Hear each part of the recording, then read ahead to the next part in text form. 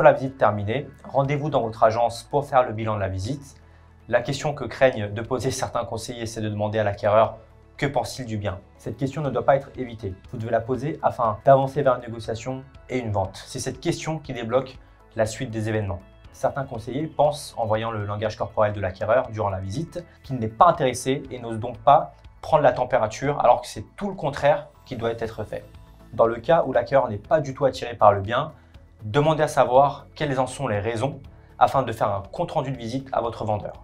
Ils vous diront qu'ils ont trouvé le séjour trop petit ou les travaux seront trop importants, mais dans le cas où l'acquéreur est intéressé par le bien, il faut penser à construire une offre. De ce fait, dites à l'acquéreur que vous allez construire une offre ensemble afin d'obtenir le bien. Dans le cas où l'acquéreur veut négocier, demandez-lui quels aspects vous devez communiquer au vendeur. Vous ne devez jamais parler de prix en premier et peu importe le prix proposé, même 5 000 € de moins que le mandat, vous devez faire sentir que c'est difficile. Tous les efforts consentis sans contrepartie ne valent rien. N'oublie pas de t'abonner à notre chaîne pour ne manquer aucune de nos prochaines vidéos. Et surtout, pense à liker si le contenu te plaît. Lorsque l'on me demandait est-ce que c'est négociable ou pas, dans quelle mesure pouvons-nous négocier, je répondais toujours que cela dépendait de l'offre et de la demande et du projet du vendeur. Lorsque le bien était au prix du marché, je m'assurais d'organiser les visites les unes après les autres et que les acquéreurs se croisent lors des visites. Les acquéreurs, dans la majorité des cas, ne pensaient même pas à négocier et achetaient le bien au prix.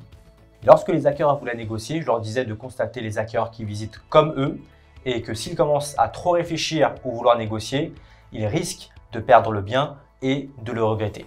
Est-ce que négocier 5 000 ou 10 000 € valent le coup de perdre le bien de vos rêves?